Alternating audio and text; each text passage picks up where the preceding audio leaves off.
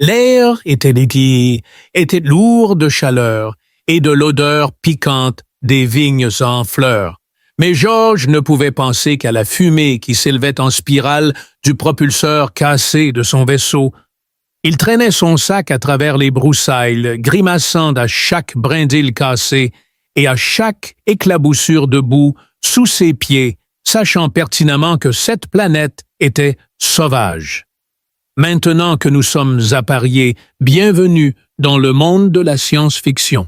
Laissez un commentaire ci-dessous en nous disant où vous regardez aujourd'hui. Et si vous avez aimé cette histoire, veuillez vous abonner. Elle se tenait immobile comme la pierre, la lance à la main, les oreilles bien couvertes de fourrure se dressant vers lui comme un radar. Son corps grand et athlétique formant un contraste frappant avec le feuillage dense qui rendait la plupart de ses outils de signalisation inutilisables. Les arbres se dressaient au-dessus de lui comme des sentinelles vigilantes, leurs racines massives serpentant sur le sol de la forêt, comme des serpents. Qu'elle fût carnivore ou non, il devait agir rapidement ou risquer d'être dévoré par une espèce indigène à dents acérées. Il ne bougea pas lentement et tenta de parler d'un ton clair et neutre, comme quelqu'un qui avait suivi une formation en diplomatie de premier contact. « Je ne suis pas ici pour causer des ennuis, juste un accident. Je ne veux aucun mal. » Elle avança sa queue fouettant une fois derrière elle, alors que la fourrure épaisse frôlait sa peau. Son expression était d'une intense inspection, dépourvue de curiosité ou d'accueil, comme si elle y évaluait une menace potentielle. Son expression était celle d'un examen minutieux dépourvu de curiosité ou d'accueil, comme si elle évaluait une menace potentielle. Se préparant contre les hautes herbes, elle le contourna, silencieusement, ses griffes courbées et menaçantes. S'appuyant contre les hautes herbes, elle le contourna silencieusement, ses griffes courbées et menaçantes. Elle s'arrêta devant lui une fois de plus, enfonçant sa lance dans la terre à côté de ses pieds pour avertir sans blesser. « Étranger », grogna-t-elle, le mot rude mais reconnaissable à travers son épaisse accent. « Que faisiez-vous sur nos skis, George ?» soupira, ajustant la sangle de son sac sur son épaule, et dit « Je ne suis pas venu ici exprès. Mais si vous avez un abri ou des outils, je suis prête à aider. » Elle lui tourna le dos, comme si elle n'avait pas peur qu'il fasse quelque chose de stupide, et George apprit plus sur elle par ses actions que par n'importe quelle conversation qu'ils auraient pu avoir. Elle était forte et confiante, et elle n'hésitait pas à affirmer sa domination, ce qu'il pouvait respecter. Soudain, quelques autres silhouettes, poilues, moins impressionnantes qu'elle, mais visiblement apparentées, émergèrent des arbres. L'un d'eux renifla l'air et se moqua des humains, tandis qu'un autre murmura « Nous devrions partir ». Bien que George ne connaisse pas encore son nom, la chasseuse principale, Abby, leva la main et aboya quelque chose qui fit taire les autres. Elle se tourna ensuite vers George et dit « Tu viens, porte ton sac, et ne parle que si on te le demande. » George, agacé par son ton, savait qu'il valait mieux ne pas discuter avec quelqu'un maniant une lance et soutenu par toute une meute. Alors il hocha la tête une fois et les suivit, alors qu'il le conduisait à travers un labyrinthe d'arbres tordus et de vignes vers leur village. George fut surpris par le niveau de développement du village du clan des loups.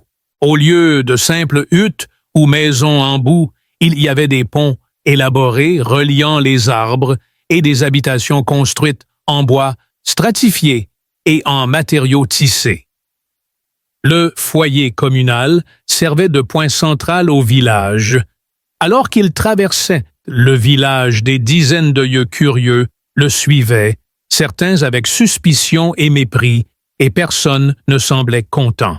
Finalement, il fut conduit vers une petite structure à la périphérie qui semblait être une cabane de détention, et Abby entra derrière lui.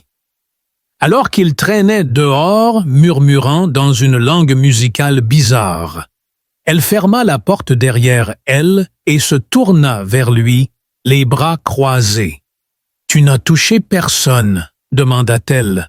Tout à coup, elle demanda « Es-tu venu directement du site du crash? » « Je n'ai même pas touché une feuille, avait Moine dit être obligé. » Ben George cligna des yeux en réponse. Ensuite, elle sembla se détendre légèrement, se dirigea vers une petite étagère avec des provisions et lui lança une gourde en lui disant de boire, de se reposer et que les anciens lui parleraient le matin. Elle désigna ensuite un lit recouvert de feuilles. « Tu as de la chance que je t'ai trouvé, » dit-elle, s'arrêtant juste avant la porte. « D'autres ne seraient pas si gentils. » George murmura dans sa barbe en s'asseyant lentement, sentant l'épuisement de l'accident s'infiltrer dans ses os. Au lieu de rire, elle se dirigea vers la sortie. « Je marche sur une très fine ligne ici, » dit-elle, ses oreilles frémissantes une dernière fois avant que la porte ne se referme avec un bruit sourd. George s'adossa au mur, buta dans son eau et détendit ses muscles. Il savait mieux que de baisser sa garde, mais il y avait quelque chose dans son discours, un contrôle féroce qui dissimulait autre chose, quelque chose d'incertain, quelque chose qui restait dans sa tête. Il pouvait dire que ce ne serait pas une expérience agréable. Un échange diplomatique direct, pas avec elle, mais avec le reste du village. Un faible bourdonnement d'activité tira George de son sommeil sur le lit rigide des sons comme il n'en avait jamais entendu auparavant. Et il espérait ne pas s'être mis dans une situation de malentendu mondial qui le ferait chasser comme un animal. Malgré la tension, il ne pouvait ignorer une étrange vérité. Il n'avait pas peur d'elle encore. En fait, il se demandait déjà jusqu'où irait sa confiance et ce qui constituait exactement une ligne à ne pas franchir. La terre était remplie d'appels occasionnels, ressemblant à des aboiements, du cliquetis rythmique des outils contre le bois et des hurlements profonds et résonnants qui semblaient transmettre des messages que seul il pouvait en te comprendre. George, malgré ses articulations douloureuses, était déjà alerte et devait rapidement prendre le contrôle de la situation. S'écraser sur une planète était déjà assez mauvais, mais être piégé par un clan de loups dont il comprenait à peine les coutumes anciennes rendait les choses pires. Il vérifia sa petite bourse qui ne contenait ni armes ni communication fonctionnelle, mais une volonté indéfectible de survivre. La porte s'ouvrit soudainement et il était déjà debout. Elle dégageait une nouvelle ambiance ce matin. Son pelage était soigneusement brossé. Son manteau rayé brun scintillait dans la lumière tamisée et ses oreilles se redressaient légèrement alors qu'elle tenait un paquet de tissus rugueux dans sa main. Sans cérémonie, elle le lui lança et dit « Mets ça. Tes vêtements te font ressembler à un étranger. Ils offensent leurs yeux. » C'était un soulagement de l'attraper déroulant la tunique et le pantalon en fibres tissées douces. Je n'ai pas discuté car plus vite je me fondrais dans la masse, moins il y aurait de chances qu'une flèche me transperce le dos. Je me suis détourné modestement pour me changer, sentant ses yeux sur moi, mesurer chaque mouvement. Ce n'était plus de l'hostilité, mais quelque chose de plus curieux et dangereux. Quand j'ai fini, elle a hoché la tête en signe d'approbation, bien que son visage soit resté impassible. Vous rencontrerez les anciens, et ils ne parlent que la vérité.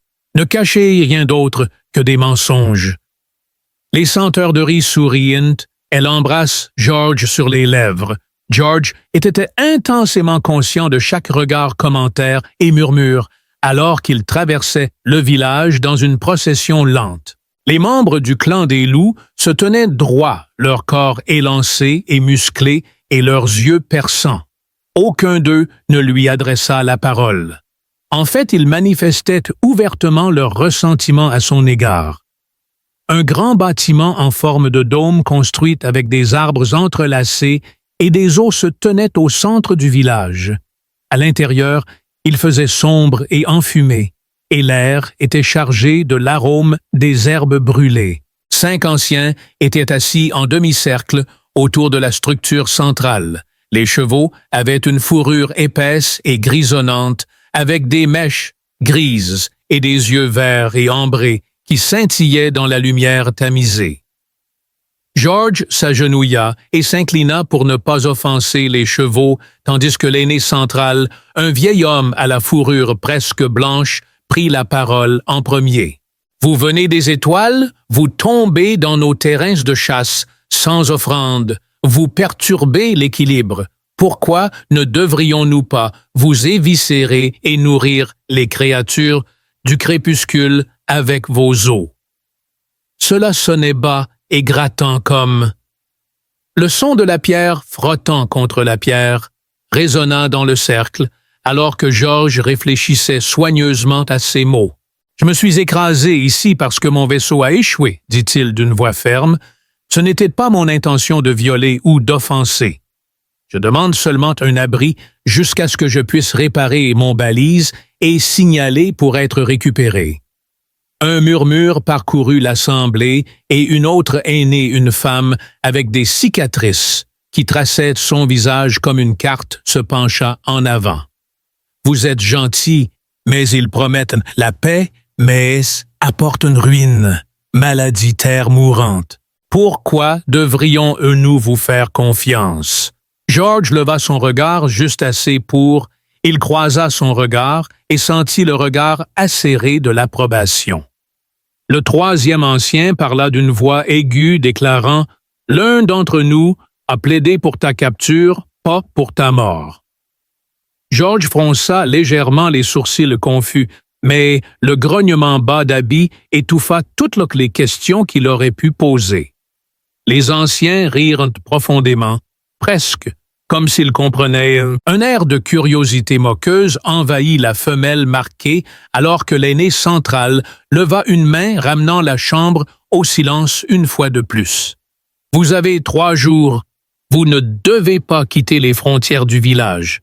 Vous devez aider aux travaux comme n'importe quel jeune le ferait. Vous devez faire preuve de respect. Après 3 jours, nous déciderons si vous êtes apte à partir ou si vous êtes apte à nourrir la terre. » Il signala la fin de l'audience en frappant un bâton sculpté contre le sol. Abby se leva et souleva doucement George par le bras, le conduisant dehors avec une urgence surprenante. George n'eut à peine le temps de prendre une profonde inspiration avant qu'elle ne s'approche de lui, sa queue remuant de frustration. « Tes paroles sont soigneusement observées. » Et George leva un sourcil pour indiquer qu'il pourrait y avoir d'autres dangers cachés dont il devrait être conscient. Après un moment d'hésitation, elle s'approcha de lui suffisamment pour qu'il puisse sentir sa chaleur. « Hier, tu m'as touché, et les mots étaient un bas et presque douloureux. » George cligna d'incompréhension alors qu'elle parlait, et elle montra les dents, non pas de colère, mais de frustration derrière son oreille. Tu l'as balayé et un geste minuscule et insouciant surgit dans son esprit. Ses oreilles s'affaissèrent et sa queue se recourba légèrement en parlant. Ici, c'est le toilettage des oreilles, de l'autre, c'est sacré, c'est de la cour. George recula instinctivement, les mains levées. « Wow, wow, attends, ce n'était pas mon intention.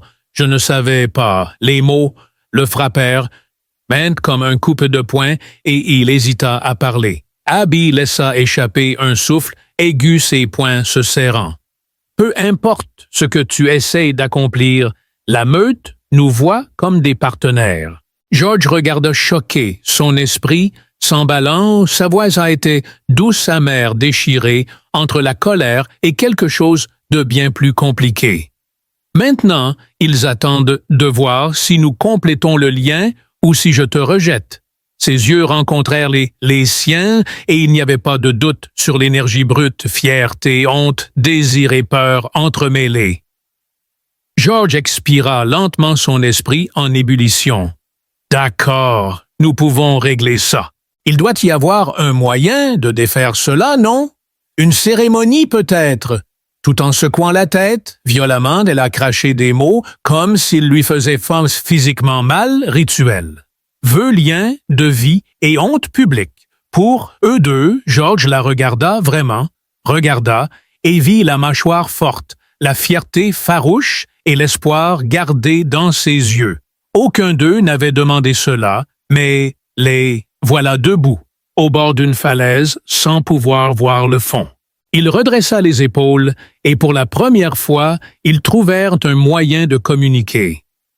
George grimaça et sourit « Tu n'as aucune idée ». Sa queue battait l'air, dans un motif confus, mais plein d'espoir derrière elle, alors qu'elle l'étudiait comme un puzzle, qu'elle n'était pas sûre de vouloir résoudre. Les jours qui suivirent ne furent pas cléments. Se levant avant le soleil, il travaillait avec les apprentis et les jeunes guerriers du clan du Loup, tirant de lourdes pierres pour renforcer les barrières de la rivière. Ses doigts saignaient alors qu'il aidait à réparer les ponts surélevés qui reliaient les centres névralgiques du village, étaient constamment surveillés par des curieux. George restait confiant et gardait la tête haute, non pas parce qu'il était arrogant, mais parce qu'il savait que se voûter, s'excuser et se prosterner ne lui gagnerait pas. Nous passons le respect de ces gens. Au lieu de cela, il comptait sur sa résilience et sa persévérance. Abby le surveillait aussi, mais pas de la même manière. Abby lui assignait des tâches sans cérémonie et le corrigeait sévèrement lorsqu'il faiblissait, mais elle ne l'humiliait jamais publiquement. Elle le traitait comme n'importe quel jeune loup en formation sans traitement de faveur et sans attendre moins que ce qu'il pouvait donner. Il y avait une intensité dans son regard et une lassitude dans ses interactions comme si elle attendait qu'il craque ou révèle une faille cachée qu'elle s'était convaincue de devoir exister. George, un après-midi, alors qu'il portait des lattes épaisses pour les réparations du toit, aperçut quelques membres plus jeunes du clan des loups chuchoter et lui jeter des regards furtifs. Il capta assez de leurs mots de gutturaux pour comprendre qu'ils pariaient sur combien de temps ils tiendraient avant de fuir ou d'être déchiquetés par les bêtes de la forêt qui rôdaient au crépuscule. Au lieu de la colère, un amusement sinistre monta en lui. Il n'était pas là pour gagner un concours de popularité, il était là pour, il devait survivre, régler sa situation et peut-être même gérer le fouillis insensé qu'il avait créé involontairement avec Abby. La dernière partie était plus lourde à porter qu'il ne voulait l'admettre. Chaque contact, que ce soit sa main ou sa queue, envoyait des signaux déroutants dans son esprit. Était-ce intentionnel ou instinctif? Se rendait-elle même compte de la tension entre eux? Ils se croisèrent du vent du regard, puis détournèrent les yeux lorsque le village s'installa dans le silence étrange du crépuscule. George posa le couteau rudimentaire qu'il était en train d'aiguiser et attendit qu'Abby vienne à la porte de sa hutte. Sans dire un mot, elle se tenait là, silhouette, découpée contre la lumière déclinante, ses oreilles tressaillant et sa queue fouettant lentement de manière incertaine. Finalement, elle entra et ferma la porte derrière elle, ses mouvements tendus et délibérés comme si elle essayait de franchir un seuil invisible. « Tu ne comprends pas ce que tu as fait », dit-elle d'une voix basse mais ferme. George leva un sourcil. « Je pense que je commence à comprendre l'idée des rituels de liaison, des liens de vie, avec beaucoup de conséquences très sérieuses pour un simple contact. » Abby montra légèrement les dents, non pas par colère, mais par frustration. « Un simple contact, » corrigea-t-elle, se laver les oreilles de quelqu'un d'autre, c'est les revendiquer. C'est une intimité au-delà des mots. Cela parle au cœur, au corps, à l'esprit. Elle croisa les bras sur sa poitrine comme pour se protéger de ses propres mots. George se pencha légèrement contre le mur, croisant une cheville sur l'autre, détendu mais attentif. Elle tressaillit légèrement et il regretta la dernière phrase. « Je ne voulais pas t'offenser, » ajouta-t-il rapidement, « ni te piéger. » Il continua. « Position, je comprends que selon vos traditions, j'ai franchi une ligne, mais d'où je viens, ce n'est pas comme si on s'aidait à enlever la poussière, à remettre l'école en place. C'est décontracté et amical, pas une demande en mariage. George fronce les sourcils tandis qu'Abby hocha lentement et grimement la tête, se remémorant combien de temps, auparavant, les commerçants, les mineurs et d'autres avaient creusé dans la terre, pris ce qu'ils voulaient et laissé la maladie dans le sol. Certains disent même qu'ils ont maudit les arbres eux-mêmes. Secouant la tête, sa voix chargée de colère retrouvée, elle continua. « Tu es différent, pas comme ceux du ciel qui ont apporté du poison auparavant. » George passa une main dans ses cheveux traitant les implications, mais les mots d'Abby ne pouvaient pas le faire taire. L'expression d'Abby s'adoucit alors qu'elle se redressait, ses lèvres tremblant avant qu'elle ne se ressaisisse et ne fronça de nouveau les sourcils. « Tu m'as touché, » répéta-t-elle presque en chuchotant. « Maintenant, le lien commence à moins qu'il ne soit brisé. » Il offrit un sourire tordu pour apaiser temporairement la tension. Le ventre de George se tordit. « Et comment le brisons-nous » demanda-t-il, devinant déjà la réponse. Les mains d'Abby se serrèrent un temps point. « Par le rejet public, tu me fais honte devant la meute. Je te dénonce. »« Tu me dénonces. Il n'y a pas de guérison possible de cette coupure, pas de pardon. » Sa voix était tendue, cassante. Elle détestait l'idée, détestait même prononcer les mots. George voyait cela clairement et détestait qu'elle pense que cela pourrait arriver. « Où ?» dit-il prudemment, les yeux d'Abby se fixèrent sur lui. « Où nous voyons où cela nous mène, nous ne nous précipitons pas dans quoi que ce soit, mais nous ne le déchirons pas non plus. Nous prouvons que nous pouvons. » George se leva sa voix, se perdant alors qu'il attendait que la suggestion fasse son chemin. Il dit « Restez ensemble pour l'instant. Si la meute exige encore un choix après 3 jours, nous y ferons face ensemble, sans honte et sans regret. » La queue d'Abby s'enroula et se déroula derrière elle, révélant son tourment intérieur. Elle s'approcha, prenant son temps, jusqu'à ce que la chaleur de son corps réchauffe l'air entre eux. Debout, elle leva une main, hésita et effleura légèrement son temple de ses doigts, ses griffes, à peine touchant sa peau. George soutint son regard sans fléchir, lui montrant qu'il le pensait vraiment. « Tu es étrange, » dit-elle encore, mais cette fois, il y avait de l'émerveillement dans sa voix. « Peut-être que c'est ce dont nous avons besoin, » répondit George doucement. « Demain ?» dit Abby raidir les épaules, avec la dignité farouche qui semblait tisser dans ses os. « Tu chasses avec moi. » George cligna des yeux. « Chasser. » Elle montra les dents dans un sourire plein de défi et de joie sauvage. « Si tu es destiné à être George, » sentit son cœur battre la chamade en la voyant s'éclipser dans la nuit. La situation était folle, imprudente et dangereuse. Il ne pouvait pas attendre que le matin arrive. La brume s'accrochait au sol, rendant l'air froid et humide. Le ciel était une tache terne de gris au-dessus de l'infini feuillage des arbres.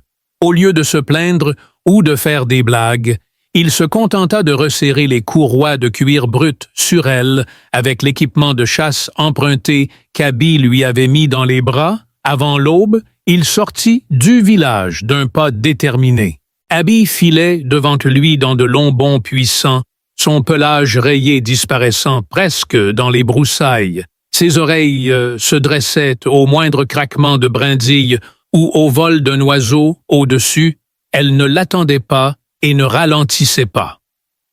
George, imperturbable, força ses jambes à travers les broussailles épaisses et enchevêtrées, et chaque muscle de son corps lui rappelait qu'il était humain, dans un endroit conçu pour les prédateurs. Craignant les prédateurs, il gardait son esprit alerte, planifiant soigneusement chaque mouvement pour éviter les vignes épineuses et les fosses sournoises qui semblait inoffensive jusqu'à ce que l'on soit jusqu'aux chevilles, et coincé. Abby se retourna une fois, ses yeux dorés l'évaluant avec inquiétude plutôt qu'avec pitié. Il ne voulait pas être perçu comme un fardeau, quelqu'un qu'elle traînait avec elle par culpabilité ou honneur mal placé. S'ils allaient donc traverser cela ensemble, ils devaient montrer qu'ils pouvaient se débrouiller seuls. Le bord de la rivière était une vaste étendue de rochers escarpés couverts de mousse se déplaçant rapidement. Près de là, sur un arbre, se trouvaient d'énormes griffures, suggérant que quelque chose de grand avait autrefois chassé ici. George s'accroupit et régla sa respiration pendant qu'Abby lui faisait signe de faire de même. Elle pointa 2 doigts vers l'eau et les recourba en forme de griffes, et il hocha la tête une fois. Sans plus tarder, ils avancèrent. Alors qu'ils marchaient côte à côte le long de la berge, le bruit de l'eau les plongea dans une transe. Le langage corporel d'Abby transmettait son intense concentration et son énergie, la rendant encore plus sauvage et intouchable. Une partie de lui l'admirait, mais il réprima sa propre admiration et resta pleinement présent.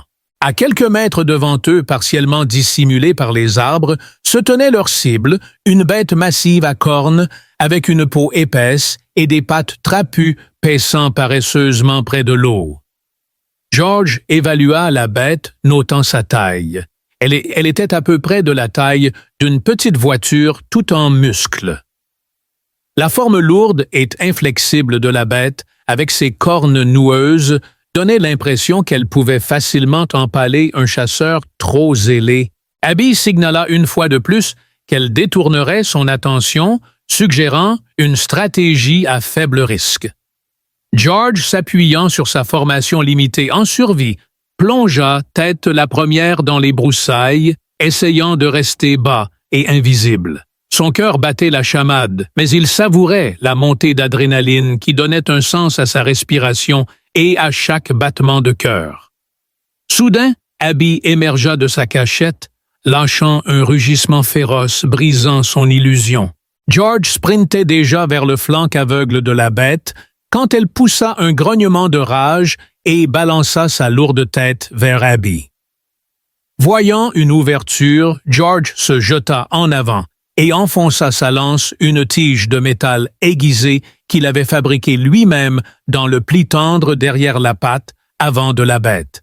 La bête hurla et recula, mais George tordit l'arme avec force, la poussant plus profondément. De l'avant, Abby bondit avec sa propre lance, frappant juste à la gorge de la bête. La créature trébucha, hésita, et finalement s'effondra au sol avec un. George recula en titubant, crachant du sang, tandis que la bête éclaboussait ses bras. Abby se tenait au-dessus de la proie, ses yeux dorés brillant de triomphe. Elle se tourna lentement vers lui, un large sourire sauvage déchirant son visage. George ne put s'empêcher de sourire en retour, sa poitrine explosant de joie insouciante. Il avait réussi non seulement survécu, mais se tenait à son égal, ne serait-ce qu'un instant. Abby s'approcha de lui, ses mouvements fluides et prédateurs, et elle s'arrêta à quelques centimètres, si près qu'il pouvait voir la queue d'Abby s'enroule autour de la taille de George de manière ferme et possessive. Ses oreilles se dressent, et elle laisse échapper un ronronnement bas et grondant qui lui donne des frissons dans le dos. Son toucher est doux et presque révérencieux, et George reste immobile, la laissant faire. Mais ensuite, il enlève une feuille, égarée derrière son oreille, et elle se fige, ses muscles se tendant. L'air entre eux s'épaissit avec une sensation électrique, et indéniable, George avala difficilement en croisant son regard. Sa voix était à la fois accusatrice et invitante. « Ouais, » murmura-t-il, « je touche. » Ils restèrent là un long moment, respirant l'air l'un de l'autre, la forêt, autour d'eux, se transformant en un bourdonnement lointain. Puis Abby se pencha et appuya légèrement son front contre le sien. Ce n'était pas un baiser, pas selon les normes humaines, mais quelque chose de plus ancien, plus profond et prometteur. Lorsqu'elle se recula, ses yeux étaient plus doux, mais tout aussi féroces, et il murmura doucement « Tu saignes ». Alors qu'ils entreprenaient le long voyage de retour au village, George remarqua un changement dans les expressions des villageois. Il ne les regardait plus avec suspicion, mais avec une pointe de quelque chose de plus. Ils avaient travaillé ensemble pour nettoyer la proie. Une tâche désordonnée et brutale qui les avait laissés tous deux trempés de sueur et de sang. Ils avaient découpé les meilleures des pièces, empaqueté la viande et ressenti un sentiment de victoire. À ses côtés, Abby frotta sa queue contre sa cuisse à chaque pas, créant un lien silencieux entre eux. George sentit que le chemin à venir serait difficile, rempli d'épreuves, de défis et d'opportunités d'échec. Cependant, pour la première fois depuis leur collision avec cette planète, il ressentit un sentiment de camaraderie et il réalisa qu'il ne voulait pas partir. Le village éclata de bruit à leur retour et l'odeur du sang frais était lourde dans l'air, signalant leur succès, même avant qu'ils ne mettent le pied dessus. Alors qu'ils franchissaient le seuil, George se redressa, ignorant les douleurs dans ses muscles, et prêta attention aux légers changements dans la posture des villageois. Les ricanements avaient diminué, et ils les avaient remplacés par des regards calculés, ceux qu'un étranger pourrait porter s'il réussissait à devenir l'un d'eux. Des murmures les suivaient, mais George ne détectait plus de mépris, seulement une curiosité prudente. Abby, en revanche, marchait à ses côtés avec confiance, comme si elle avait apporté un prix dont elle pouvait se vanter, mais elle continuait à lui lancer des regards furtifs, presque secrets, remplis de quelque chose de plus chaud, de plus lourd, comme si elle luttait, et encore, avec le lien qui les unissait, et se demandait quand ou si elle devait le rapprocher ou l'éloigner. Au feu commun, Abby laissa tomber la viande ensanglantée sur la dalle de pierre, avec un bruit satisfaisant signalant la fin de la chasse. Plusieurs anciens se rassemblèrent, reniflant l'air, comme des loups, flairant une nouvelle et étrange odeur, l'ancien, au museau rayé de blanc. Une figure familière, le sage vieil homme qui avait averti George des dangers de nourrir la terre avec ses eaux s'avança vers lui, ses yeux dorés fixés sur lui, avec une intensité nouvelle. Au début, le sage vieil homme ne dit rien, mais continua à étudier l'homme qui avait défié leurs attentes, se tenant droit, le sang tachant son corps, et respirant fort mais de manière régulière. George croisa le regard des anciens avec une expression qui en disait plus que des mots. Un murmure de conversation se répandit dans la foule, particulièrement parmi les jeunes chasseurs. La voix de George résonna dans le village tandis qu'il rassemblait des fragments de mots qui transmettaient notre force, courage, folie, et plus encore, la queue d'Abby se leva une fois avant de s'enrouler fermement autour de sa propre jambe, un signe de maîtrise de soi qu'il commençait à comprendre. Elle se déplaça légèrement pour se tenir un peu devant lui, le protégeant des regards les plus durs, mais elle ne le bloquait pas complètement. Il était destiné à être jugé accepté ou rejeté. Enfin, l'aîné à la moustache blanche prit la parole. Sa voix rauque, mais avec l'autorité d'un. Les mots résonnèrent dans l'air. Tu chasses avec notre sang, tu saignes sur notre sol, tout te tient avec notre fil.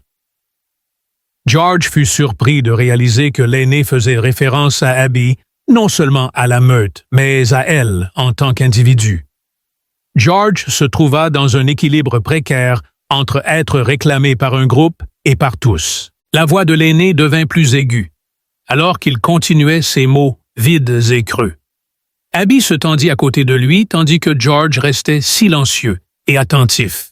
Il était évident, d'après les regards échangés entre les membres du clan des loups, que l'épreuve des ombres était dangereuse, sinon fatale, à cause de la colère juste et de la peur que l'aîné transmettait en balayant son bâton vers la forêt assombrie au-delà de la rivière.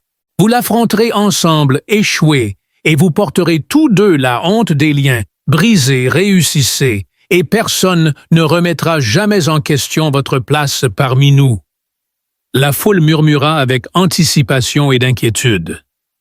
George n'avait pas besoin de demander ce qu'était l'épreuve des ombres, car tout le monde pouvait le voir dans le regard doré d'Abby, que c'était un défi redoutable. « Es-tu prêt à te tenir debout? » George répondit par un simple hochement de tête, sombre et sûr. L'aîné aboya quelque chose de tranchant dans leur langue natale, et les villageois commencèrent à se disperser, certains, pour se préparer, d'autres, pour bavarder, tout bourdonnant d'anticipation. Abby saisit le poignet de George et le tira vers le bord de la clairière, loin des oreilles, qui s'efforçaient d'entendre chaque mot qu'ils pourraient en échanger. Lorsqu'ils s'arrêtèrent sous l'ombre d'un arbre noueux, elle lâcha son poignet, mais ne recula pas. « Tu ne comprends pas ?» dit-elle, sa voix tendue, l'épreuve des ombres. « Ce n'est pas une chasse, ce n'est pas une bataille, c'est la survie, c'est de la folie. » dit-elle, en faisant des cercles serrés autour de lui, sa queue fouettant violemment. La forêt prenait vie la nuit avec des bêtes qui ne craignaient ni le feu ni la lame, et le sol trahissait les esprits des morts. George, sentant la peau craqueler et écailler de sa mâchoire, se frotta la mâchoire et dit « Ça a l'air d'un bon moment. » Puis il devint sérieux. « Tu dis que ce n'est pas seulement physique, c'est aussi un jeu d'esprit. » Abby interrompit son rangement et le fixa du regard, convenant que cela déchirait les faibles. D'une voix basse, elle s'approcha, ses menaces s'intensifiant. « Si tu faiblis ou te retournes contre moi, nous mourrons. » George soutint son intensité sans fléchir, disant « Je ne t'abandonnerai pas à affronter cette forêt terrifiante seule. » Ses oreilles se dressèrent, et un mélange d'émotions, étonnement, peur, et une chaleur qu'il n'osait mentionner traversa son visage. Elle tendit la main, hésita et saisit son épaule de ses doigts griffus. Ce n'était pas doux, mais ce n'était pas censé l'être. C'était un vœu, une compréhension tacite.